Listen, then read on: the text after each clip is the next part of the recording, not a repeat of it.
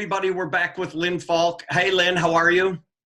I'm good, Alan. How are you today? Good. We love everything about retail work, so that's my shameless pitch. Let's talk more about all the things you are a true expert. By the way, I always say this. It's always okay for someone else to call you an expert, but you cannot call yourself an expert, you know?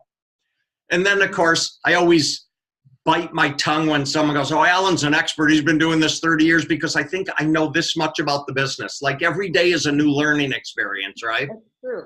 Never say you've finished learning, ever. No. We are going to talk about lighting today because, as you know from the end of the last video, I loved talking about that light you have over your shoulder. And every single place I go, something comes up about lighting. Yes, and lighting is the most important. Well, I say that about a lot of things. I say that about color and aroma and music, but lighting truly, I mean, you can have a great design, but if you don't have good lighting, the design is not as effective.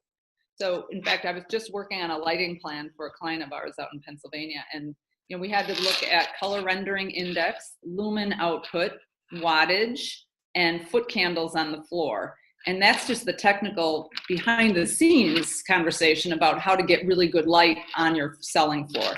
And lighting truly does create a mood. It makes things and people look good if you've got the right kind of light. And then also be able to operate lights. So where are the switches, and do you need it dimmable? Do you need it to change colors? There are so many technical aspects behind the scenes that a lot of people do not know about, and that's why there's a lot of bad lighting out there. So I always say, if you can try and get a hold of a lighting expert to help you, thank you. I'm going to tell you, I think, again, we talked about aromas being a big deal, but everywhere I go, Kathy gets tired of hearing me talk about this. Almost one of the first things I talk about is lighting. Why? Because I'm 60. And I have to wear glasses now. And I always think we go into a restaurant and it's flipping dark and the menu print is tiny, but the restaurant is set up for my demographic. And I'm going, okay, everyone else in here is wearing glasses. What, am I missing something? I shouldn't have to take my phone out and turn on the flashlight to be able to read the menu. Well, yeah, that's mood lighting in a restaurant at night. So oftentimes they are turning the lights down to get that mood. But you're right, for a lot, if they don't know their demographic and they don't know the target market that they're designing for, they can make a big mistake with that. Well, and let's talk about the spa channel, right? So that demographic covers everyone from, 20 to 100. We know that. But it's our age range who are the big spenders going in, or taking aside that you might have a spa for teens or something else. But as a general demographic, people who are spending money in spas are between 50 and 75 years old. And I have to tell you, if I go in the shower and I cannot read the print on the bottle so I know which pump is shampoo and which one is body wash, I mean, those things are critical. So it has to be, I know you're laughing at me, it has to be lit right. And as you said, you should get a lighting expert, right, to talk about this. Yes. And, the displays, for instance, the product displays, they should be illuminated 3 times the light that's in your ambient lighting. So that really pops. It makes your eye go to it. And then you can actually, yes, see a product. You can read a label a lot easier. Then as you go down the corridors, those should be lit at a certain foot candles. And then when you get into the treatment rooms, again, dimmable lights, because obviously when a treatment starts, sometimes you want to put someone into a relaxed state. So you want the lights to be lower. But everywhere from the time someone enters the store or the spa through the whole process, what are the different light levels that are required? And again, color rendering of a light fixture. We want ourselves, when we look at ourselves in the mirror, we want to make sure we look good. So that color rendering index of a lamp is very important.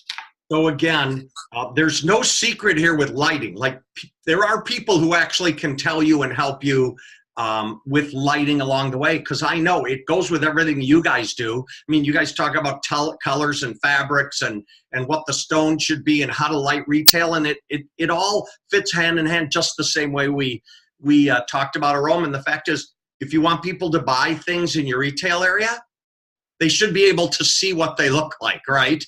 Yes. And then, you want to have some nice decorative fixtures too. So perhaps hanging some pendant lights over the reception counter. So you're adding that sort of a visual decorative element.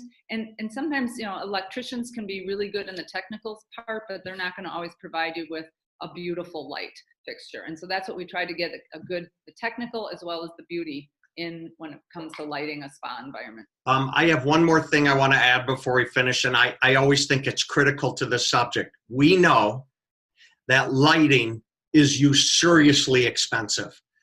Lighting, I don't care if you're buying a fixture where you need the electrician. Lighting always seems horribly expensive. But that being said, it's critical to everything that you're doing in your facility. And it is the most expensive thing that we generally do on every project. And and even when I think, okay, I'm going to come in at this estimate, generally the electrical is even higher. It's seriously, I warn my clients, I say, you know what, but we've got to get the lighting right, and we want to make sure we have all the outlets in the right spot. So yes, your electrician and electrical service is going to be probably most expensive, but it's worth it to get it. Another subject we could talk all day on, right? Yes. People, Lynn Falk, Retail Works, if you're in our business and you haven't had a group like hers do a walkthrough or a look through on your facility and make suggestions and talk about improvement, everything that this is my shameless pitch for Lynn, everything that you spend on with a company like Retail Works comes back at a 2x, 3x, 5x factor. It bar none. You can prove it. It's proven science. It isn't a joke. So Lynn, thank you a ton. And all our listeners, please reach out to Lynn. She always wants to hear from you. Bye, Lynn. Bye, Alan.